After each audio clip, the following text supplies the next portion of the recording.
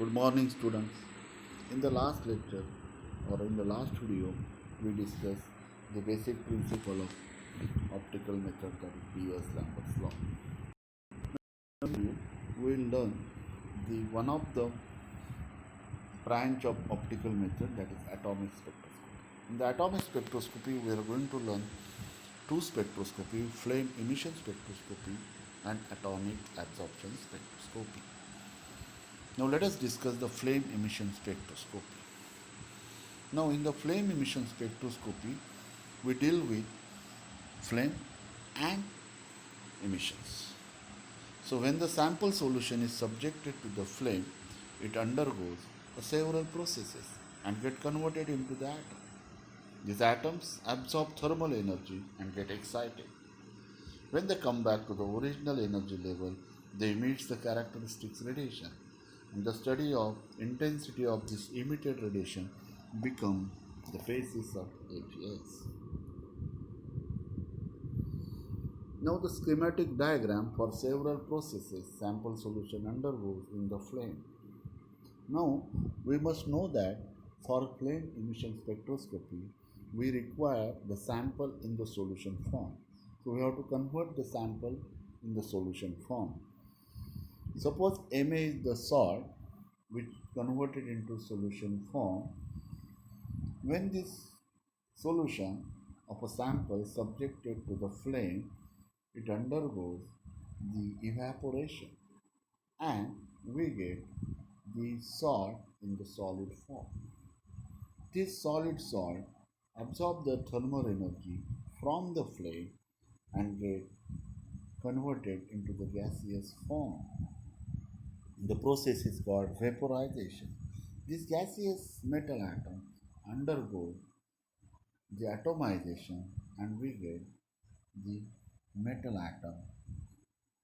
This metal atom absorbs the thermal energy, that is H mu, from the flame and get excited. This excited metal atom is shown by M star. This excited metal atom emits the absorbed energy and gives the metal atom in the ground state.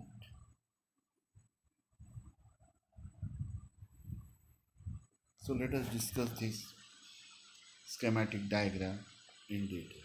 When the sample solution is subjected to the flame, it undergoes the following process. Step 1.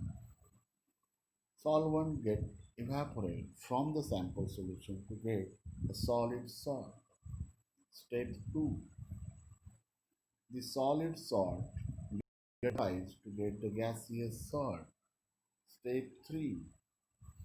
The gaseous salt undergoes the atomization to get the metal atom. Step 4.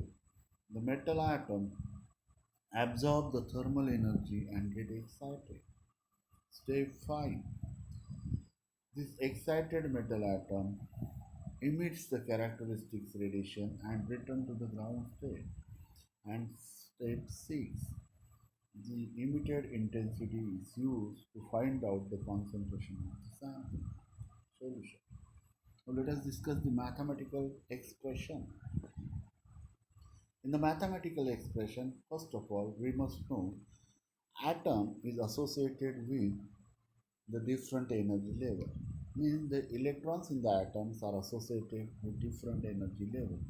So when this atom absorbs the thermal energy, the outermost electrons of the atom absorb the energy and get excited with the higher energy level. Suppose the E1 is the lower energy level and E2 is the higher energy level, then after absorbing the thermal energy, the energy level difference between two energy level delta E is given by delta E is equal to E2 minus E1. This delta E is also given by Sc by lambda, where h is the Planck constant, c is the velocity of light, and lambda is the wavelength of the radiation. If we rearrange the equation, then we get lambda is equal to Sc by delta E. Now the fraction of atom get excited, that is n upon n0, is given by Boltzmann equation, that is n upon n0 is equal to A into e raised to minus delta E upon kT, where n is the number of atoms in the excited state. N0 is the number of atoms in the ground state. A is the characteristics constant for the given element. It means if the element change, then the constant will change. But this constant will remain unchanged for that particular experiment. Delta E is the energy required for excitation. K is the Boltzmann constant and T is the temperature of the plane in the Kelvin. Now let us discuss the block diagram of FES. Now in the FES we require the nebulizer. Now this nebulizer nebulize the sample solution, means it converts the sample solution into fine droplets. It is also called as an aerosol. Now when these aerosols are subjected to the flame, it undergoes the various processes which we have already discussed, and we get the emission. These emitted characteristics radiations are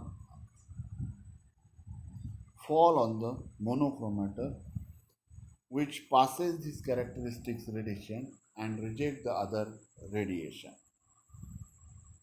These characteristics radiation, when fall on the detector, it gets converted into electrical signal, and these electrical signals are subjected to readout meter. Now working.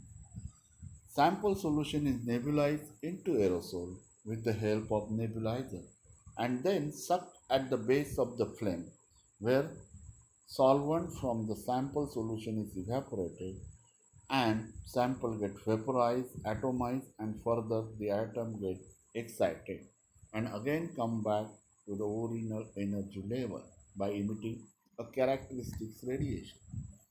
This emitted radiation passes through the monochromator. When characteristics radiations are allowed to pass and other radiations are rejected, the pass radiations are allowed to fall on the detector, where the radiations are converted into electrical signals and the signals are subjected to the readout dial. So we stop here. In the next video we'll discuss the major component of APS. Till then, goodbye. Thank you very much.